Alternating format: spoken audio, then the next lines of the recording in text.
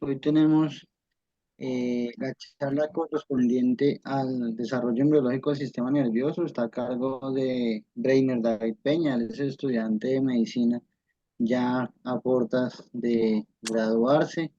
Es interno electivo por el Servicio de Neurocirugía Pediátrica, es de la Universidad Magdalena y está haciendo, pues hoy despidiéndose del servicio con esta charla. Entonces, pues bueno, el auditorio es suyo, doctor Reiner.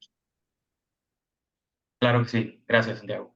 Muy buenas noches, bueno, ya como el doctor dijo, soy Breiner Peña y ahora mismo estoy cursando en la electiva de neurocirugía pediátrica. Entonces a continuación les compartiré acerca del desarrollo embriológico del sistema nervioso central. ¿Me confirman que las diapositivas estén pasando, por favor?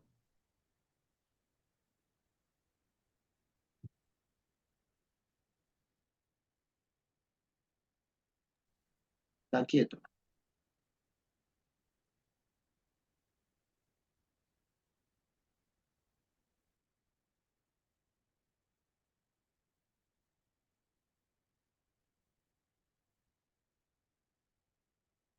Ya vemos la presentación del contenido. Listo, ahora sí. Listo, entonces para hablar de el desarrollo embriológico, pues inicialmente comenzamos con la neurulación, ¿sí? Que es un punto principal aquí durante este tema. Posteriormente hablaré acerca de la regulación molecular y haré una descripción de tipo desde lo caudal hasta lo craneal, comenzando por la médula espinal y el romboencéfalo, que van a hablar más de lo que sería el tronco encefálico, y posteriormente del prosencéfalo, que haría pues la división para el diencéfalo y los hemisferios cerebrales. Y finalmente hablaré acerca de algunos efectos del tubo neural, sin hacer mucho énfasis en esto, pues no es el objetivo de la presentación.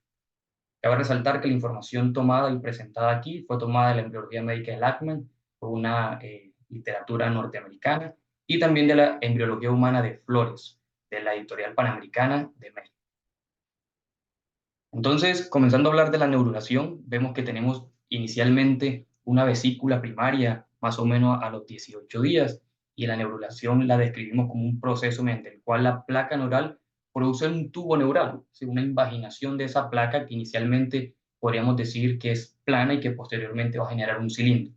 Entonces se cree que comienza del día 20 o del día 19 al día 20 como una vesícula, como lo observamos aquí, y que posteriormente va a generar un repliegue sobre sí misma para ir formando una, una estructura mucho más cilíndrica. Entonces, esta imagen observamos que inicialmente se da lo que sería la placa neural, ¿sí? Y que posteriormente esa invaginación nos va a dar un surco neural y aparecen los somitas primitivos.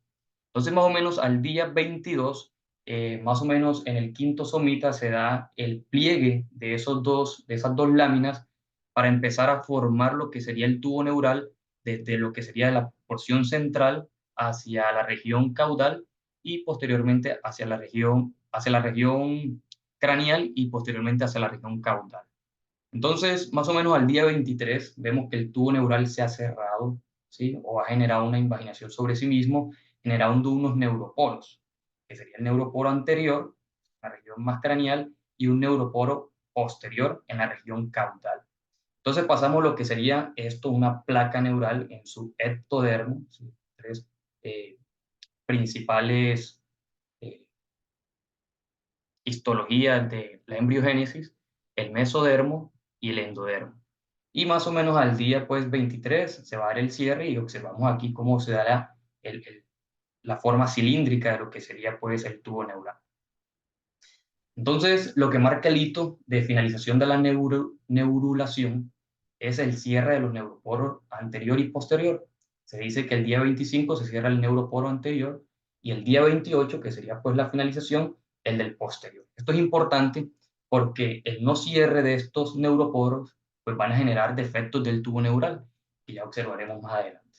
En la imagen de la izquierda vemos una microfotografía electrónica en la cual se ve lo que observamos en descriptiva anterior de lo que sería el cierre del, del tubo neural, ¿sí? Y con la cresta neural, que ya vemos que va a jugar un papel supremamente importante en la diferenciación histológica.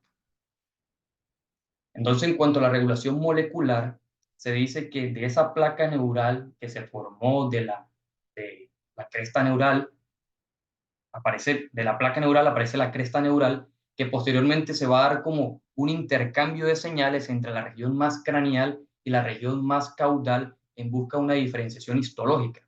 Entonces aquí juega un papel importante lo que serían algunas proteínas para la generación de de producciones de genes, la cual van a dar la diferenciación de las células para formar las vesículas primarias. Entonces vemos, por ejemplo, que a nivel lo que observo aquí amarillo, podría ser lo que es el Hedgehog, que da la producción a través de la notocorda y la placa precordal, la producción de un gen que es el NK2.1.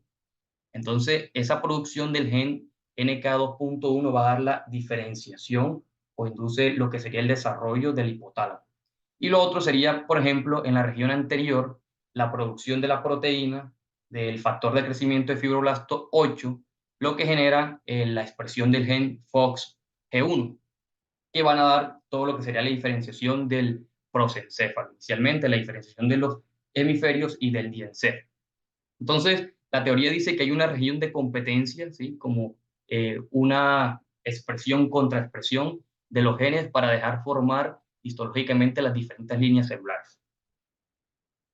Aquí vemos de manera histológica una imagen en la cual la luz de lo que sería el cierre del tubo neural en esta región, ¿sí? La zona más central, van a haber unas células que van a estar en constante división mitótica y que posteriormente van a generar unas células neuroepiteliales que son estas en la región intermitótica y que va a generar posteriormente la diferenciación celular a través de la cresta neural. Entonces, aquí esta microfotografía nos habla acerca de esa diferenciación celular y en esta imagen de la derecha vemos cómo, listo, en la región más hacia el luz está la división mitótica, la región intermitótica y que posteriormente esas células o esos neuroblastos se van a diferenciar para formar, sí, esas células primarias van a formar unos neuroblastos, los cuales tienen un nucleolo mucho más hiperpigmentado y que posteriormente van a ser diferenciales de las diferentes células del sistema nervioso. Entonces aquí observamos, por ejemplo, cómo de las células neuroepiteliales que se encuentran en la región medial del tubo neural van a generar las diferenciaciones para los neuroblastos, ¿sí? Que principalmente es de tipo apolar. Posteriormente hace unas invaginaciones o unos crecimientos polares y bipolar para lo que serían las dendritas de primitivas y lo que sería pues las regiones axónicas y posteriormente lo que sería lo que conocemos como las neuronas ya adultas, que serían las neuronas bipolares. Entonces, esta sería la línea celular que nace de las células neuroepiteliales, pero también, además de estas células neuroepiteliales, también se dan los glioblastos. De los glioblastos podemos tener los astrocitos protoplasmáticos y los astrocitos fibrilares. Y de ese mismo glioblasto pueden aparecer los oligodendrocitos. Además, las células ependimarias que van a rodear, por ejemplo, el conducto ependimario y que son células productoras del líquido cefalorraquídeo, pues también se desprenden de lo que serían las células neuroepiteliales como una evolución de las mismas. Y lo otro sería la formación de lo que es el sistema inmunitario del sistema nervioso central, que son dadas por las células mesenquimatosas, ¿sí? Y que van a formar la microglía dentro del sistema nervioso. Entonces, de ese tubo neural se va a dar una diferenciación para las vesículas primarias que posteriormente van a tener una subdivisión para las vesículas secundarias. Entonces, en la región más craneal tenemos lo que es el prosencéfalo, el cual posteriormente nos va a dar el telencéfalo y el diencéfalo. El telencéfalo, a su vez, nos va a dar finalmente lo que serían los hemisferios cerebrales, ¿sí? Y el diencéfalo, que sería la región el diencéfalo, lo que sería el epitálamo, el tálamo y el hipotálamo. En cuanto al mesencéfalo, se mantiene en el desarrollo embriológico hasta el final o hasta el nacimiento y el posterior desarrollo postnatal como mesencéfalo. Y el romboencéfalo, o también llamado posencéfalo, se va a dividir en metencéfalo, lo cual nos va a dar lo que sería la protuberancia del cerebelo, y el mielencéfalo, lo cual se va a dividir en lo que sería la médula oblongada o el bulbo raquídeo. Entonces, como la propuesta es hablarlo desde lo caudal hacia lo craneal, comenzamos con la médula espinal. Vemos aquí, por ejemplo, más o menos para la semana, eh, sí, la formación a partir de la tercera semana de la médula espinal, se observa que esa es como si hiciéramos un corte al tubo neural, donde vamos a observar una placa alar más en la región dorsal y una placa basal en la región ventral, que posteriormente van a generar un desarrollo para formar lo que conocemos como la médula espinal en sus formaciones del asta motora ventral y el asta motora dorsal. Entonces, en el asta motora ventral se van a ubicar los núcleos de las células motoras, que posteriormente van a generar las raíces motoras para inervar los diferentes músculos y sistemas del acto motor. En la región dorsal tenemos lo que serían los núcleos de las neuronas sensitivas, donde va a llegar la raíz posterior o la raíz dorsal sensitiva que viene desde los órganos sensitivos que se encuentran en las vísceras o en la piel y que van a captar señales netamente sensitivas. Entonces, más o menos al tercer mes de gestación, la médula espinal se encuentra en contacto con la región sacra, en la unión con la dura madre. Y sin embargo, ya las raíces van a empezar a salir por los agujeros intervertebrales para inervar, ya sea motora o sensitivamente, las diferentes partes del cuerpo. Posteriormente, más o menos a final del quinto mes, la médula espinal empieza a hacer un ascenso porque eh, la columna vertebral va a crecer mucho más rápido que la médula espinal. Entonces, la médula espinal genera un ascenso, ¿sí? Sin embargo, esas raíces que ya habían salido por los agujeros intervertebrales van a generar un alargamiento que es lo que posteriormente conocemos como el filum terminal. Entonces, al nacimiento, el recién nacido más o menos, el filum terminal está más o menos a L2, L3, ¿sí? Que sería la región en la cual se encuentre ya la médula espinal y que posteriormente van a hacer una prolongación de la dura madre y de las raíces nerviosas que van a inervar las regiones más inferiores a través del filum terminal. Aquí observamos una imagen de lo que sería pues la salida de una de las astas en la región de la médula espinal y hace un diferencial entre qué tipos de células van a generar las vainas de mielina en los axones de las neuronas. Entonces vemos que en la médula espinal o dentro de la médula espinal vamos a tener que los oligodendrocitos son los que van a generar esta vaina de mielina, que es el recubrimiento pues, de los axones de las neuronas para que se pueda dar el impulso nervioso de manera satisfactoria. Entonces, los oligodendrocitos tienen una capacidad de poder envolver los axones, inclusive hasta mayor de 50 axones, diferente a fuera de la médula espinal, que el recubierto, si el recubierto de mielínico de estos axones lo dan las células de Schwann, y que las células de Schwann solamente pues, van a ser el recubrimiento de un solo axón. Entonces, ya hablando de lo que sería el rombencéfalo, ¿sí? La clasificación del cerebro anterior, el cerebro medio y el cerebro posterior. En el cerebro posterior vamos a tener lo que sería el rombencéfalo, que a su vez se divide en lo que es el mielencéfalo y el metencéfalo. Y el mielencéfalo nos va a dar lo que sería la médula oblongada. Entonces, observemos en la región dorsal. Si observamos la región dorsal, un corte, ¿sí? Para ver lo que sería pues la continuación de esa placa alar y esa placa basal que ya habíamos visto en ese corte axial del tubo neural, el cual va a generar una diferenciación de lo que serían pues las salidas iniciales de los pares craneales, ¿sí? De lo que sería la unión de la placa del techo, la placa alar y lo que sería la formación de lo que da el labio rómbico inicial para que posteriormente a partir de ello pues se dé también lo que sería el metencéfalo para el cerebelo. Entonces observamos que aquí ya se da una apertura, ¿sí? De lo que sería pues la zona ependimaria, pues continuando esta cavidad, donde está el cuarto ventrículo en relación a la médula oblongada. Lo que sería la placa basal y la placa alar van a estar en mucho más contacto, pero aún de una forma mucho más lateral, y que posteriormente lo que se llama la placa del techo, hacia la región posterior del bulbo raquídeo, o lo que sería la región posterior del cuarto ventrículo, va a formar los plexos coroideos. Los plexos coroideos inicialmente son células ependimarias y células del tejido mesenquimatoso que posteriormente se van a diferenciar y van a formar los plexos coroideos productores del líquido céfalo. Entonces, en estas estructuras principales se van a dar las formaciones de los núcleos de los pares craneales que se van a encontrar en esta región, como lo son el par craneal, el noveno, el décimo y el 11, que sería el glosofaringeo, el vago, el accesorio, y también uno somático que sería el hipogloso. Y cabe resaltar también que pues, en esta región van a ir los tractos en las regiones laterales y mediales de la conexión pues, córtico-espinales también. En cuanto al mielencéfalo,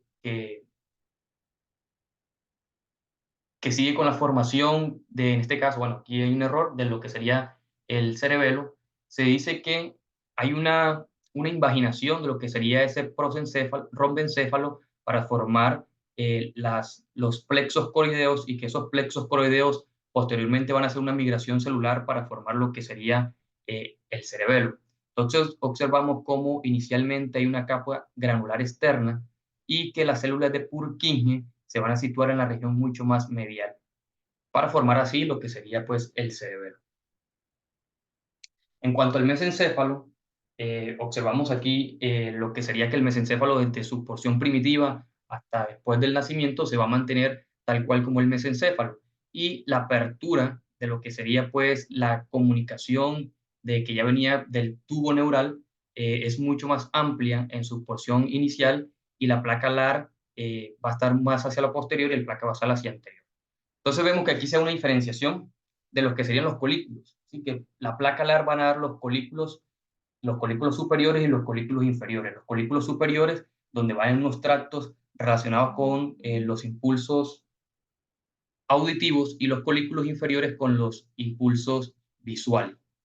Además, también en lo que sería la placa basal va a dar como formación lo que sería el pie peduncular o la porción anterior del mesencéfalo.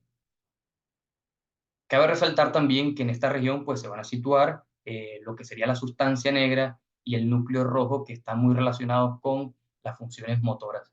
Y también pues, la presencia de los núcleos, en este caso lo que sería el óculo motor y el tronco.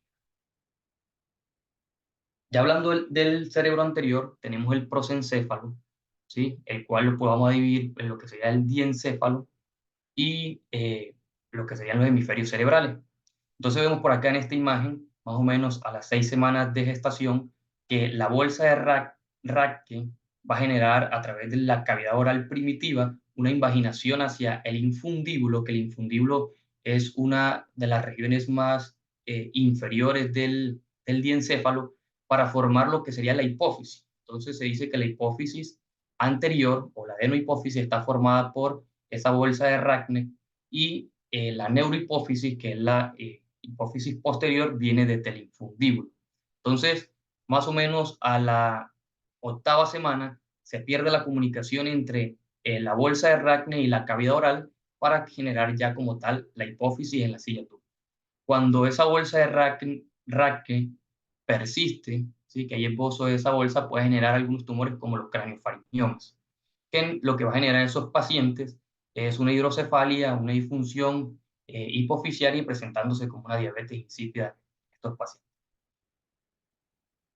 Hablando más del desarrollo del diencéfalo, vamos a empezar a ver estructuras primitivas como es el quiasma óptico, ¿sí? Los cuerpos mamilares, el hipotálamo en su región más inferior, el tálamo, ¿sí? Ya pues se va a ver una diferenciación entre la conexión de los ventrículos laterales con el tercer ventrículo, y vemos unos hemisferios cerebrales que están poco formados o en su forma más primitiva. Entonces, si se hace un corte en esta región, corte punteado, vamos a obtener esta imagen, la cual nos demuestra la región más inferior del hipotálamo, también el cuerpo estriado, que posteriormente se va a dividir, y también vemos la relación que hay entre los ventrículos laterales en la forma más primitiva de los hemisferios cerebrales y el tercer ventrículo. Aquí observamos también los plexos coroideos, también cómo se encuentran en los ventrículos laterales. Entonces, si hacemos un corte mucho más axial, ¿sí? Este era un corte mucho más coronal, este es un corte más axial, vamos a encontrar pues de que los ventrículos laterales van a empezar o los hemisferios cerebrales van a empezar a hacer una invaginación sobre a la forma más medial, y lo que va a hacer es que va a desplazar en la estructura del cuerpo estriado y del hipotálamo hacia una región mucho más medial. Aquí vemos cómo los hemisferios cerebrales empiezan a crecer de una manera exponencial, ¿sí? Y era lo que les mencionaba, cómo el tálamo se va a una región mucho más medial, y el núcleo caudado se divide de lo que sería, pues el cuerpo estriado se divide en el núcleo lentiforme y el núcleo caudado, en una subdivisión por la cápsula interna, la cuales son los axones que vienen desde la corteza y van hacia la región de la médula espinal. Entonces vemos una mayor formación de los plexos coroideos y también un mayor cierre de lo que serían los ventrículos laterales. Cabe resaltar que los ventrículos laterales, en la diferenciación de los hemisferios cerebrales, se van a comunicar con el tercer ventrículo a través de los agujeros de Monroe, y que el tercer ventrículo con el cuarto ventrículo se va a comunicar a través del acueducto cerebral o de Silvio. Además de esto, también se dan unas comisuras, que son las conexiones entre los hemisferios, ¿sí? Que son las comisuras anteriores, las comisuras posteriores, están las comisuras avenular, las comisuras hipotalámicas, y es básicamente una comunicación entre esos dos hemisferios para generar referencia y contrarreferencia entre estos dos hemisferios. Entonces, posteriormente se va dando una diferenciación. Inicialmente, pues, hay una lisencefalia, por así decirlo, que o es una corteza cerebral que está lisa y que posteriormente va a generar unas circunvoluciones y unas cisuras que las va a dividir, ¿sí? Más pronunciadamente en el desarrollo de los hemisferios. Inicialmente se da esta ínsula, que es lo que va a dividir. Inicialmente, pues, hay lo que sería un cerebro totalmente liso en su corteza, y que posteriormente hace una invaginación en la ínsula, dando una diferenciación en lo que sería el lóbulo eh, temporal, del lóbulo frontal y parietal y el lóbulo occipital. Cuando crecen los hemisferios cerebrales, ¿sí? Estos van a tapar lo que sería, pues, o van a generar un crecimiento hacia la región caudal, tapando lo que sería el mesencéfalo y también lo que sería el puente. Aquí lo que les comentaba acerca de las relaciones de las comisuras entre los hemisferios, y también una mayor diferenciación entre lo que sería, pues, el hipotálamo, el tálamo y el fornix en sí mismo, que ya empieza a formarse, las regiones posteriores de la epífisis inicialmente, que van a formar lo que sería la glándula pineal, relacionada, pues, con los ciclos del sueño, y lo que le había mencionado anteriormente ya de los cólicos. También aquí cabe resaltar que el bulbo olfatorio, que es uno de los pares craneales que no nacen directamente desde el cerebro, sino que se forman más hacia anterior en las láminas cribosas del etmoide, posteriormente van a desarrollarse y van a generar una conexión a través de lo que sería el tracto olfatorio con el cerebro. Aquí observamos, pues, que el telencéfalo también está relacionado con lo que sería el líquido cefalorraquídeo, lo que ya les mencionaba. Los ventrículos laterales se van a comunicar con el tercer ventrículo a través del agujero de Monroe, y posteriormente ese tercer ventrículo con el cuarto ventrículo, que se encuentra más en el tronco encefálico, a través del acueducto de Silvio o el acueducto cerebral, que es un punto también importante para la hidrocefalia del recién nacido, cuando se da una genesia de este ventrículo, de esta conexión entre el tercer ventrículo y el cuarto ventrículo, y que se va a presentar en estos pacientes una hidrocefalia obstructiva o no comunicante. Entonces, posteriormente, del cuarto ventrículo, el líquido cefalorraquídeo va a salir hacia la cisterna magna a través de los agujeros de Mayendi y de Luska, y posteriormente, pues, van a ir a través del espacio subaracnoideo para ser filtrado y absorbido en las granulaciones aracnoideas. Entonces, ya para mostrar algunas alteraciones de lo que sería el tubo neural, principalmente tenemos lo que es la espina bífida, que es cuando no se da un buen cierre o una alteración del neuroporo inferior o el neuroporo más caudal, y que nos pueden generar una espina bífida oculta, que es cuando existen unos esbozos a nivel de la piel del paciente, de los tejidos blandos, y que nos van a hablar de una posible presentación de una espina bífida o una espina anclada. Y también se puede dar, por ejemplo, un meningocele, que sería, pues, la protrusión, porque los arcos posteriores de las vértebras, hay una genesia de los mismos, y pues hay una protrusión de las meninges, Y cuando solamente están las meninges con el líquido cefalorraquídeo, pues se va a llamar meningocele, y cuando hay una salida del contenido neural, entonces se va a llamar mielomeningocele. Además, también puede haber una raquisquisis o una exposición del tejido neural, como observamos en este feto, ¿sí? Que hay una exposición de lo que sería pues del contenido neural, y que esto predispone a, a infecciones, a lesiones sobre intraútero de estos pacientes, y que posteriormente presenten deterioro neurológico, motor y sensitivo de lo que serían los miembros inferiores. Además,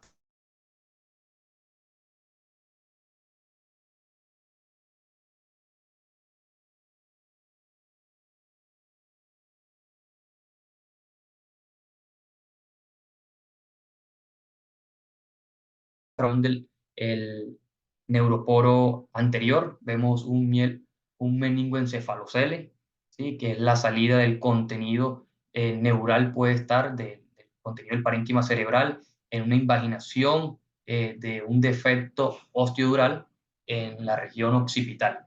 También puede presentarse en encefalia, que es cuando el cerebro, cuando el cráneo no se logra formar bien y queda la exposición del parénquima cerebral, generando una necrosis del cerebro, y que posteriormente el paciente puede nacer con vida, porque los núcleos vitales se encuentran en el tronco encefálico. Sin embargo, estos pacientes tienden a morir un corto tiempo luego de haber nacido. Esto puede hacer una extensión también hacia las vértebras, generando una exposición de todo el contenido neural. También se puede presentar las malformaciones de Chiari, que se describen como una invaginación a través del foramen magno de las estructuras intracraneales, en este caso lo que sería el vermis cerebeloso, y que presenta en el paciente una clínica de una hidrocefalia obstructiva. Entonces observamos aquí un caso del doctor Domínguez, un niño de 10 meses, quien tenía un antecedente de un mielomeningocele, le había hecho la corrección al nacimiento, tenía una derivación ventrículo-peritoneal, y que posteriormente se ha presentado con una disfunción de la válvula y con una hidrocefalia. Entonces, en la instancia hospitalaria vemos cómo el niño está en esta posición de opistótono, ¿sí? Con la cabeza hacia atrás, generando una posición de de adaptación, y que este paciente fue llevado a cirugía en una descompresión de la fosa posterior. Entonces observamos aquí el posoperatorio inmediato al día siguiente, o así el posoperatorio inmediato, como una corrección de la postura de este paciente.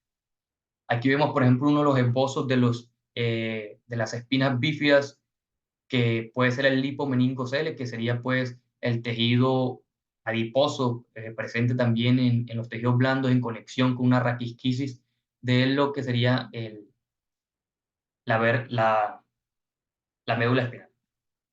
Aquí observamos un caso de una médula anclada, vemos cómo hay una fosa pinoidal, ¿sí? Eso también es sugestivo de una espina bífida. Entonces, esta pacientica se le hizo una resonancia y se encontró que había una médula anclada a nivel de L3, L4, fue llevada a cirugía. Aquí en imagen A observamos cómo había un tejido fibroso que venía desde esta región, que se continuaba desde la piel hasta el filum terminal, y que posteriormente a la disección se ve como una liberación del filum terminal, evidenciando la cola de caballo o los nervios que van hacia la región inferior, sacrococcígea. Otra de las alteraciones también óseas es la microcefalia, generando retardo en sí, un deterioro en el cognitivo de los pacientes, y pues es una malformación del cráneo, generando un cráneo con un perímetro cefálico muy pequeño, que no permite la expansión del cerebro y el desarrollo de las funciones cognitivas en sí mismo. Entonces, esto es lo que tenías para compartirle, agradecerle al doctor Domínguez y al doctor Santiago por permitirme rotar en neurocirugía pediátrica aquí en Casa Lima. Muchas gracias. Bueno, muy bien, Breiner. Realmente en poco tiempo resumió un tema que no es sencillo, que es la embriología. Muchas veces es un tema ladrilludo, pero me gustó que lo cogió con gráficas y eso es lo más importante, tratar de hacerle una y tratar de imaginarnos algo que está ocurriendo y ni siquiera a veces nos damos cuenta, ¿no? Muchas veces estas mamitas se enteran que están en embarazo al mes y medio, y todos sus procesos, la mayoría ya se dieron, todas se dan las primeras 3, 4 semanas. Entonces, por eso la importancia de la suplementación con ácido fólico, sobre todo a nivel prenatal. Entonces, para que nosotros como médicos generales también pues hagamos esa suplementación. Eh, no quiero despedirme sin antes felicitarlo, un interno muy juicioso, muy dedicado, no solo en la parte de neuro, sino muy entusiasta y siempre pensando en qué más hacer, y eso está muy bien. Lo insto a que siga por ese camino, jugándosela, a que siga imaginando, a que siga inventando, viendo oportunidades de negocio. Y bueno, no todo es neurociencia, y eso me parece muy bien, muy bien. No sé, profe Domínguez, no sé qué quiere decir algo. Hola, buenas noches. Sí, no, en primer lugar, felicitar a Breiner, realmente una muy buena conferencia. Transmitir el conocimiento de la embriología del sistema nervioso no es fácil. Tú empleaste un término, me refiero a Santiago, un término cachaco, de ladrillero, yo diría un término acá culebrero, en el sentido de que no es fácil entender a veces la embriología porque no es tan sencillo, pero tu conferencia nos permitió aclarar muchas inquietudes que tenemos en cuanto a la embriología del sistema nervioso y lo hiciste muy didáctico y muy fácilmente entendible, a pesar de lo complejo que es el tema. Y me gustó mucho lo que hablaste sobre el componente molecular, porque el componente molecular hoy día está tomando mucha fuerza, no solamente en la embriogénesis, en este caso en particular del sistema nervioso, sino en el entendimiento de algunos procesos tumorales, y en el caso puntual que tú hablaste sobre los medulloblastoma. Cuando yo empecé la residencia de neurocirugía y los primeros años siempre se hablaba de un medulloblastoma, dos meduloblastoma, el clásico y el dermoplástico. Y después empezaron a aparecer con los procesos de biología molecular 6 tipos diferentes y ya hoy estamos hablando de 12 tipos diferentes de medulloblastoma, todo debido al conocimiento de la biología molecular. Y hablaste de la biogénesis del sistema nervioso central con la proteína, el Sony Head, que hoy día es también eh, importante en la clasificación de los medulostomas porque hay un tumor medulloblastoma que está relacionado con este proceso molecular. En general, nuevamente te felicito, muy buena conferencia. Eh, me solidarizo con lo que dijo Santiago, en el cual eh, tenemos mucho aprecio por lo que hiciste con nosotros en el servicio de neurocirugía pediátrica y realmente me gustaría que siguieras motivándote en estas cauces de la neurociencia, de la neurocirugía, porque realmente tienes méritos y tienes competencias para seguir más adelante. Mis, mis sinceras felicitaciones por todo lo que hiciste con nosotros y estoy seguro de que siempre estarás con nosotros apoyándonos en todas las cosas que nos interesen desde el punto de vista académico. Felicitaciones, Reina. Muchísimas gracias, doctores. Claro que sí. Breiner, muchas felicitaciones. No alcancé a escucharte todo porque estoy en plena ronda, pero lo que alcancé a escuchar me gustó bastante. Tienes muchas cualidades y eso hay que cultivarlo y hay que desarrollarlo. Y bueno, y ahora vamos a verte tus cualidades de actor en el Congreso, así que procure, Estoy en el practicando, simposio. doctor. Bueno, pues un abrazo. Profe, el Muchísimas gracias. video, profe Piña, el video. El video, y sabes que a Santiago, y te lo advierto, la Para charla la de ayer no grabación. la, y la van a tener.